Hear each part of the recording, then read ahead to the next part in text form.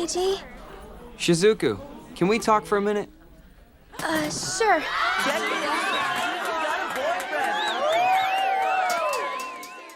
Yo, what up? Is your boy Red? I'm gonna review Whisper of the Heart, one of my favorites, and not just because it's a great fucking film, because it is. This film entertained me as a kid, and it still entertains me as an adult. And there's nothing too, compared to the other Studio Ghibli films, really doesn't have anything crazy like fantasy or anything like that. A little bit, but not too much. The only other film I can think of is Porco Rosso, where it's kind of set in our world. This one is definitely set in our area, our world, our presence, basically. My guesstimations, like in the 90s. Fun fact, they're in Tama most of the time, Tama Hills, whatever they used to call it, in Pompoko. So that's pretty cool seeing that shit, seeing the development that happened after the 60s, and seeing how it is now compared to that movie. So what is this movie about? It's about finding yourself, understanding, setting goals, growing, something I think my generation is struggling with. I know I am right now, and I'm almost, in my late 20s, trying to figure out what I still want to do. And I think this film really does a great job of showing a 14-year-old girl figuring that out right away, and seeing that she felt like how I feel, which is funny, right? She eventually wants to write. She likes reading books a lot. Meets the Baron, who plays a key role in the Cat Returns movie later on. And many things that happen in this movie come out in that movie as a spin-off, which is great. This film's music is pretty funny. I wouldn't say funny, but at the time I was like, hey dude, I know that song, Punchy Road, and that's the real basis on this film, which is hilarious. Shizuku Tsukishima is our main character. She's trying to find herself.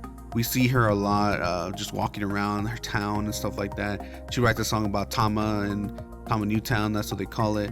And it's interesting because I actually looked it up, because she goes to school. I forgot where she goes to school.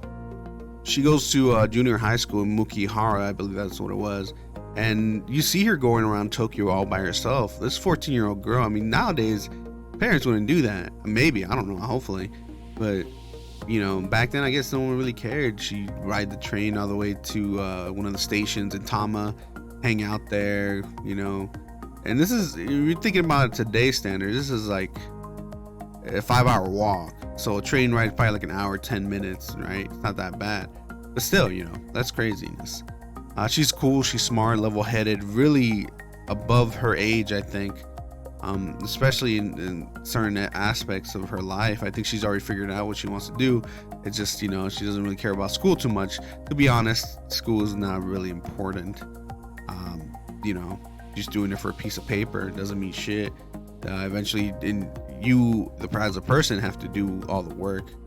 But yeah, it's just a great film. Watching all this, watching her grow up, falling in love. The whole book catalog, they used to have that back in the day, where you write your name and the card in the book when you check one out. I missed that. I actually still I used that for a little bit, but now it's all digital and stuff, and they talk about all that.